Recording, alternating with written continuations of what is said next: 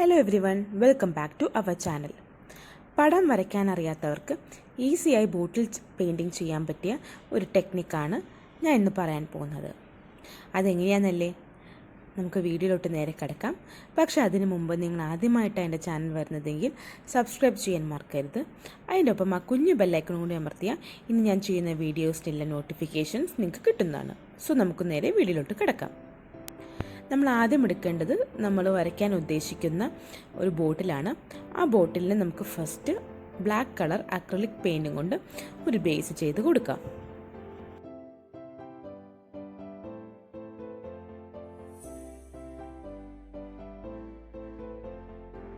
ഞാനിപ്പോൾ ഒരു first coat black colour കൊണ്ട് അടിച്ചിട്ടുണ്ട്.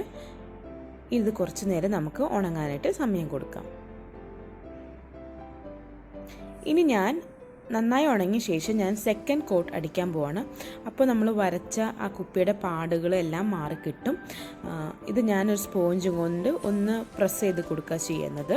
ബ്ലാക്ക് കളർ തന്നെയാണ് ഞാൻ യൂസ് ചെയ്യുന്നത്. സെക്കൻഡ് കോട്ട് കൂടി കൊടുത്ത ശേഷം നന്നായി ഉണക്കാൻ ശ്രമിക്കുക.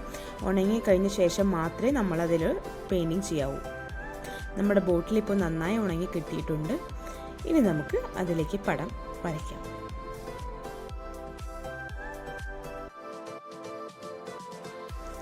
ചിലർക്ക് ബോട്ടിൽ നേരിട്ട് പടം വരയ്ക്കാൻ ബുദ്ധിമുട്ടായിരിക്കും. അങ്ങനെയുള്ളവർക്ക് ഒരു പേപ്പറിൽ പടം വരച്ച് അത് വെട്ടി ഒട്ടിക്കാം. അല്ലെങ്കിൽ ട്രേസ് ചെയ്ത് വരച്ചാലും മതി. അത് കളർ ശേഷം നമുക്ക് ബോട്ടിലിൽ ഒട്ടിക്കാം. അങ്ങനെ ചെയ്യുന്നൊരു മെത്തേഡാണ് ഞാനിവിടെ യൂസ് ചെയ്തിരിക്കുന്നത്. ബോട്ടിലിൻ്റെ വലുപ്പത്തിനനുസരിച്ച് വേണം നമ്മൾ വെട്ടി ഒട്ടിക്കാൻ വേണ്ടിയിട്ട്.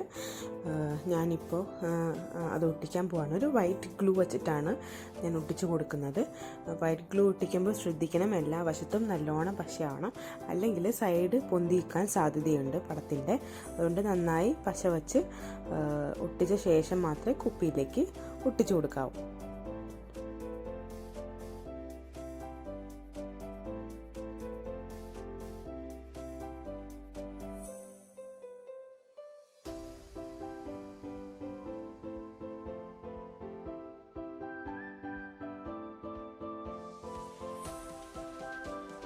നന്നായി പ്രസ് ചെയ്ത് കൊടുക്കുക, അല്ലെങ്കിൽ കുറച്ച് കഴിയുമ്പോൾ പടം ഊർന്ന് പശ പോയി വീഴാൻ സാധ്യതയുണ്ട്. അതുകൊണ്ട് നന്നായി പ്രസ് ചെയ്ത് കൊടുക്കണം.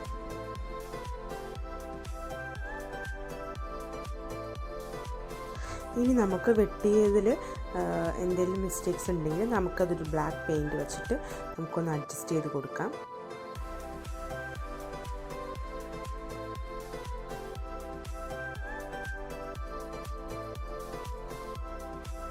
നമ്മുടെ കുഞ്ഞു കൃഷ്ണൻ റെഡി ആയിട്ടുണ്ട്. ഇനി നമുക്ക് വരയ്ക്കേണ്ടത് കണിക്കൊന്ന പൂവാണ്. സോ ആദ്യം ഞാൻ കണിക്കൊന്ന പൂവിൻ്റെ ഒരു തണ്ട് വരയ്ക്കാണ്. തണ്ടിന് ഒരു ഗ്രീൻ കളറാണ് ഞാൻ കൊടുത്തിരിക്കുന്നത്. അക്രിലിക് കളർ തന്നെയാണ് കൊടുത്തിരിക്കുന്നത്.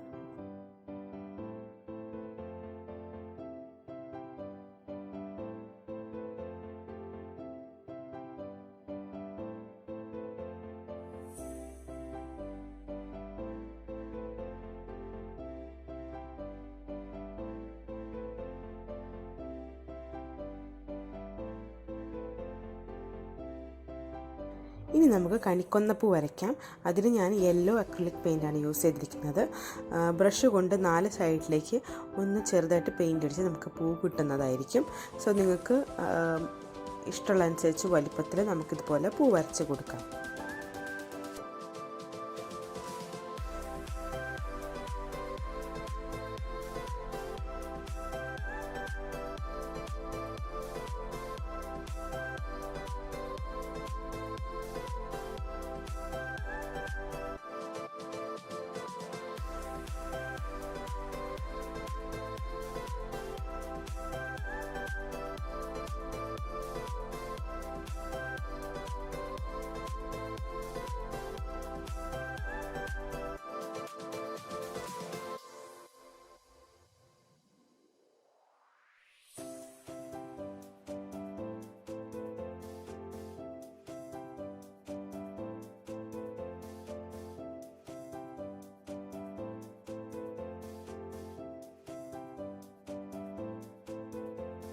നമ്മൾ പൂ വരച്ച് റെഡി ആയിട്ടുണ്ട്. ഇനി നമുക്ക് അതിൻ്റെ നടുക്കിലേക്ക് ഒരു ഗ്രീൻ അക്രിലിക് പെയിൻറ്റ് നമുക്കൊന്ന് ഡോട്ട് ഇട്ട് കൊടുക്കാം. ഞാനിവിടെ ബഡ്സാണ് യൂസ് ചെയ്തിരിക്കുന്നത്.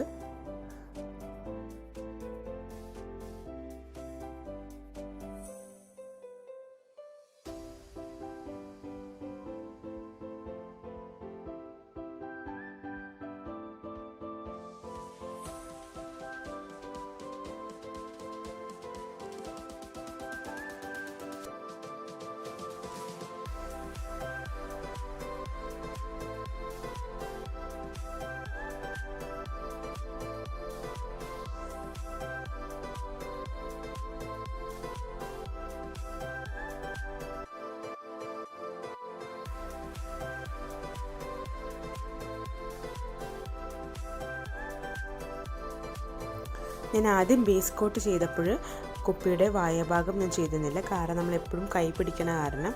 സോ അവസാനം എല്ലാം കഴിഞ്ഞിട്ടാണ് ഞാൻ ആ കോട്ട് കൊടുക്കുന്നത്. അങ്ങനെ നമ്മുടെ വിഷു സ്പെഷ്യൽ കുപ്പി ബോട്ടിൽ പെയിൻറ്റിങ് റെഡിയാണ്. വളരെ എളുപ്പത്തിൽ ചെയ്യാവുന്നതാണ്.